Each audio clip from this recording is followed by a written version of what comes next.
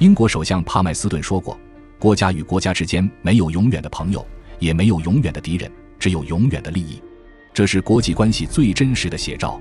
比如朝鲜这个国家吧，我们对其可谓有再造之恩，然而1969年中国最危急的时候，他居然落井下石，也想扑上来咬我们一口，真是让人心寒啊。那1969年朝鲜究竟干了什么呢？自元朝以来，偏居半岛的朝鲜一直都是我们最忠诚藩属国，没有之一。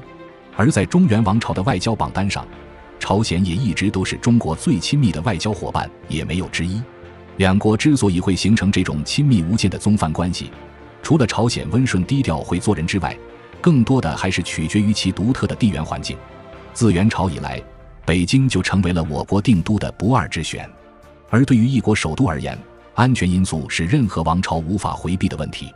北京在地理上犹如一只展翅高飞的大鸟，蒙古、新疆是其左翼，故左公约，保新疆者所以保蒙古，保蒙古者所以为京都；而朝鲜东北则是其右翼，保朝鲜者所以保东北，保东北者所以为京都。从甲午战争到抗日战争，日本已经一次又一次地给我们论证过这条铁律了。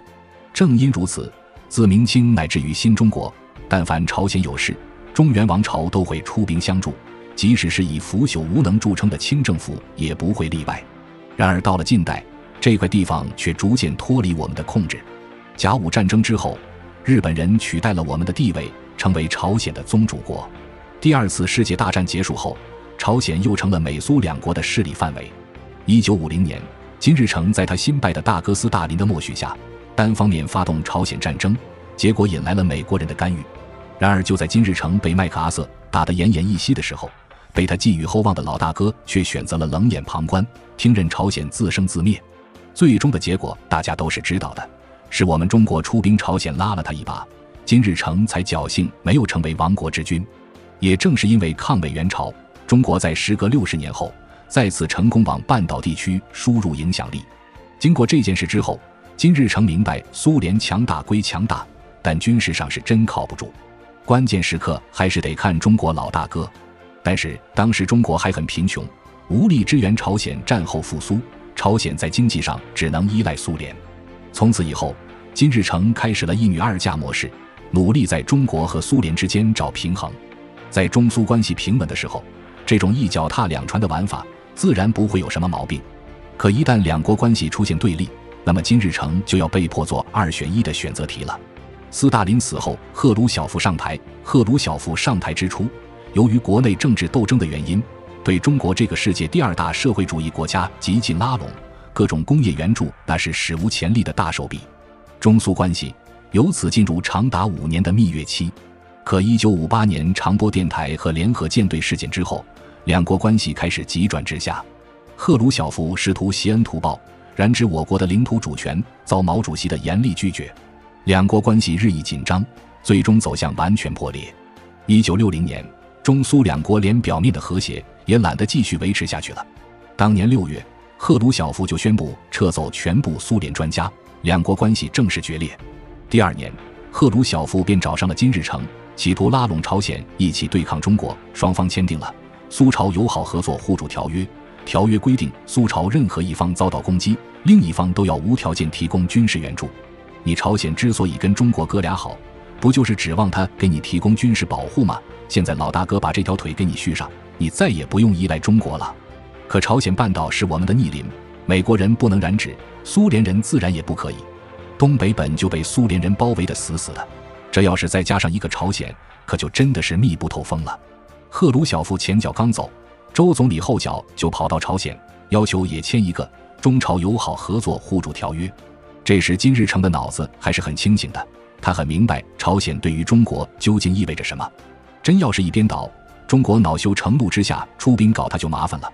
根据苏朝友好合作互助条约规定，双方不能跟对方的敌对国家缔结同盟条约。但害怕惹火烧身的金日成在慎重考虑之后，还是跟中国签了这个条约。中朝友好合作互助条约的内容跟苏联人那个大差不差，只不过是从文字形式上正式确立中朝之间那种天然的保护关系而已。值得一提的是，这个条约至今仍然有效，也是我国建国以来缔结的唯一一个军事同盟条约。自此以后，中朝两国开始以血盟相称，两国关系进入史上最亲密的蜜月期。然而让人无语的是，这所谓血盟的保质期只有区3年。1964年，中国成功试爆第一颗原子弹的消息传到朝鲜之后，金日成大喜过望。可是咱们家的原子弹爆炸成功，他瞎高兴什么？因为在金日成看来，咱们都是血盟，你的就是我的，我的还是我的。大哥，你家的核武器研究技术是不是也应该跟小弟分享分享？当金日成满怀期盼地找到周总理，提出这一无理要求时，顿时就被泼了一盆冷水。这一次的拒绝给了金日成很大的打击。从此以后，中朝两国之间再也不提血盟这2个字了。朝鲜方面开始发展出了所谓的主体思想。所谓主体思想，说白了就是自力更生，以我为主。朝鲜再也不能依靠其他国家。这个主体思想冲着谁来的，已经是不言自明了。哪怕朝鲜混到今日这个落魄模样了，官方宣言还是3句话不离主体思想。就在中朝关系江河日下的同时，老大哥那边也出事情了。就在原子弹爆炸前几天，苏共高层发动宫廷政变，赫鲁晓夫被勃列日涅夫强制退休了。消息传来的时候，中国高层还以为中苏交恶是赫鲁晓夫个人的问题，苏联的同志还是好的。然而前往莫斯科示好的使团很快就被泼了一盆冷水。柯西金等人冷冷地表示，我们虽然反对赫鲁晓夫，但在对华政策方面我们是一致的。此话一出，中国人最后一点希望都消散了。那时候中国的地缘环境真是糟糕到了极点，海上被美国巨鲨封锁，陆上遭苏联巨熊围堵。这种两线作战的局面让我们难受至极。既然苏联那边没有指望了，那就只能往美国那边寻求破局的希望了。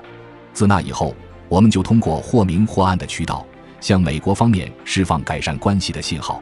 可令人窒息的是，当时的美国总统是好战分子约翰逊。约翰逊的前任总统肯尼迪当年尝试与赫鲁晓夫搞美苏共治，试图以此来遏制国内日益失控的军工复合体，结果被人脑洞大开了。约翰逊可是亲眼见识过的，所以他上任之后自然就要拨乱反正。为了讨好军工复合体，约翰逊在任内悍然发动了越南战争。所以这时候的美国肯定没有跟中国改善关系的意愿。1969年，中国好不容易熬走了约翰逊，等来了中国人民的老朋友尼克松上台，中美和解才看见了曙光。此时越南战争已经打了4年，美军败相进路。尼克松一上来就琢磨着如何从越南体面撤退，很显然只有越南的后台中国才能帮他实现这个目标。此外，尼克松上台时正是苏攻美守的转折点，苏联国力达到巅峰，而美国却因为布雷顿森林体系和欧共体的崛起焦头烂额。美国希望拉拢中国，帮他扳回在冷战中的劣势。尼克松刚一上台就羞羞答答地向中国伸出了友谊的小手。长远来看，我们确实不能将中国遗留在世界大家庭之外。这个信号自然逃不过我们的眼睛。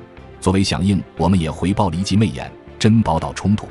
1969年1月，尼克松上台。1969年3月，中苏两国就在黑龙江的珍宝岛爆发军事摩擦。这次摩擦几乎就是明码发报了，你看我跟苏联都这样了，你还怕我跟苏联和好吗？中美两国之间的眉目传情严重刺激了勃列日涅夫的神经。苏联嚷嚷着要用核武器炸死中国，他不仅是这么说的，而且也是打算这么做的。有朋友也许会问了，国际关系离离合合不是很正常吗？苏联至于这么输不起吗？不怪他，苏联确实输不起。一直以来，苏联乃至于今天的俄罗斯对中国都有一个不便宣之于口的忧虑，那就是占俄罗斯土地3/4的西伯利亚地区人口稀疏，莫斯科只能靠一条单薄的西伯利亚大铁路维持对此地的控制。而在这片土地的南面是一个拥有6亿人口并可以随时切断西伯利亚大铁路的国家。这意味着中国只要想，它可以随时夺取这块土地，并让汉人成为西伯利亚的主体人口。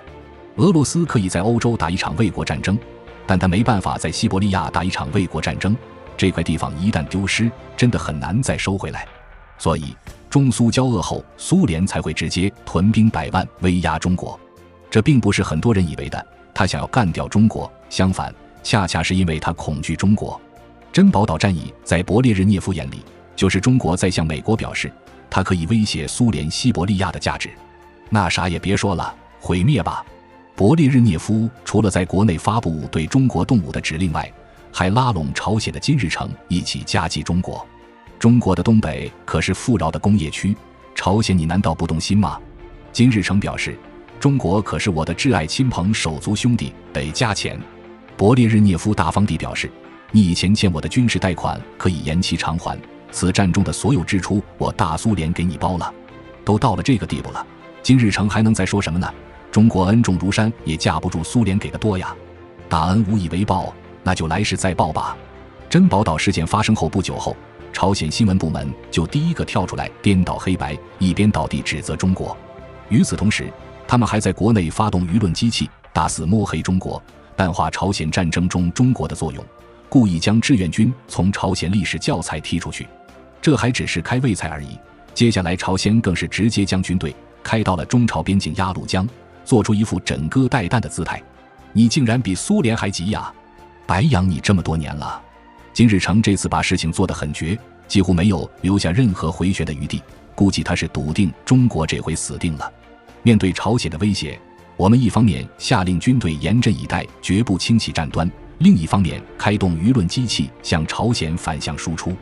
朝鲜很多百姓都是经历过那场战争的，金日成选择忘记，但他们忘不掉。很快，金日成苦心积虑发动的舆论攻势就被化解于无形，百姓开始转而同情中国。与此同时，中美苏的大博弈也在悄然发生反转。勃列日涅夫是个厚道人啊，他在向中国发射原子弹之前，为了不引起不必要的误会，居然提前通知了美国人。不想美国人却把消息透露给了我们。毛主席思虑再三，果断抛出换家战略，扬言如果遭遇核打击，就让百姓到西伯利亚打游击。当然，中国的核武器是不会指向我们的好同志的，它只会一股脑地倾泻到东亚的美军基地。美国人在家中做祸从天上来，最终也不得不替中国站台，扬言打中国就是打美国。这一副搏命的姿态一出，勃列日涅夫犹豫了，最终也只好灰溜溜地偃旗息鼓。这可就苦了金日成了，这回他是真的得罪死中国了，万一中国秋后算账，他9条命也不够死的。不过幸好当时中国以大局为重，没跟他一般见识。周总理趁着4月5日清明节到朝鲜扫墓的契机，巧妙地化解了老金的恐惧，双方表面上再次重归于好，至于心里有没有疙瘩，那就只有天知道了。